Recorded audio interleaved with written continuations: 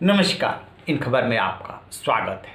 मुकेश अंबानी के घर एंटीलिया के बाहर विस्फोटकों से भरी मिली कार और उसके बाद मनसुख हिरेन की हुई हत्या, दोनों मामले की जांच एनआईए कर रही है। सचिन वाजे और दो अन्य की गिरफ्तारी भी हुई, लेकिन इस सवाल का जवाब अभी तक नहीं मिल पाया है कि मास्टरमाइंड कौन है, इस पूरे मामले का बॉस कौन है जो एपीआई सचिन वाजे को निर्देश दे रहा था।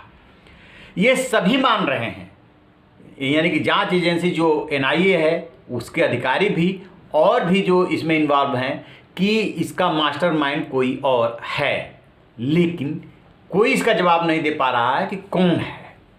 थोड़ा सा इसका क्लू जो है वो एनआईए ने कल मुंबई कोर्ट में दिया, जब विनायक शिंदे और दूसरे आरोपी नरेश गोरे की हिरासत बढ़ाने की बात आई कि एनआईए को और दिया जाए, तो उसने 7 अप्रैल तक के लिए हिरासत बढ़ा दी।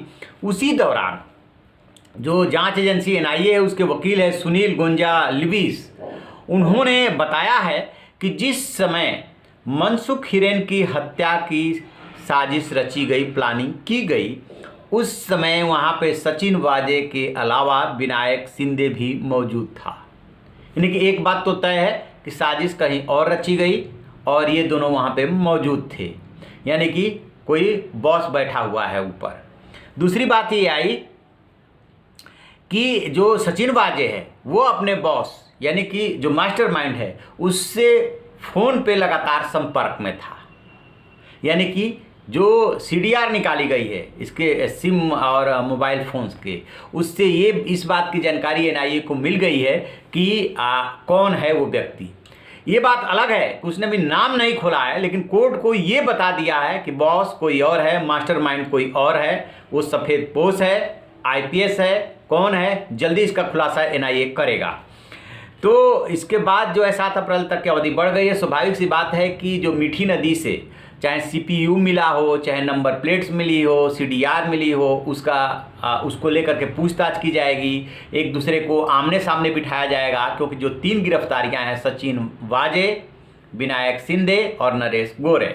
सचिन वाजे की पहले गिरफ्तारी हुई थी एंटीलिया केस मामले में और इन दोनों की मनसुख हिरेन हत्या मामले में हुई थी, और अब दोनों मामले की जांच चूंकि एनआईए कर रही है और दोनों मामले आपस में जुड़े हुए हैं, इसलिए अभी ये सुनिश्चित किया जाना है कि उन दोनों की इन्वॉल्वमेंट क्या सिर्फ मनसुख हिरेन की हत्या तक ही है या इस केस में भी है। इस केस में भी बैक में रह करके सपोर्ट कर रहे थे। जैसा कि उनके वकील ने कोर्ट में बहस की, उसमें उन्होंने ये बताने की कोशिश की कि हमारे जो दो मुवक्किल है, कौन कौन, तो नरेश गोरे और जो विनायक शिंदे, इनकी भूमिका सिर्फ और सिर्फ जो है सिम उपलब्ध कराने में थी। ये वाजे को सिम दिए थे, इसके अलावा इनकी कोई भूमिका नहीं। इन्हें नहीं पता था कि ऐसे ऐसे साजिश रची गई है मर्डर की या ये है एंटीलिया के।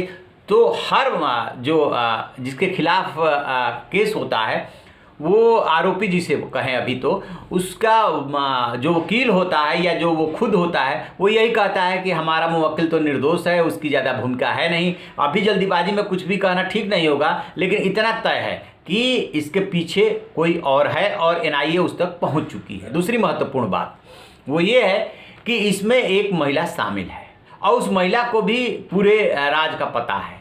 वो जो मिस्ट्री वीमेन है वो कौन है, कौन नोट गिनने की मशीन जो है होटल ट्राइडेंट में दे गई थी, इनके पास 5 जो बैग थे, उसके बाद जो बरामदगी हुई थी सचिन वाजे से, उसमें नोट गिनने वाली मशीन भी हुई थी।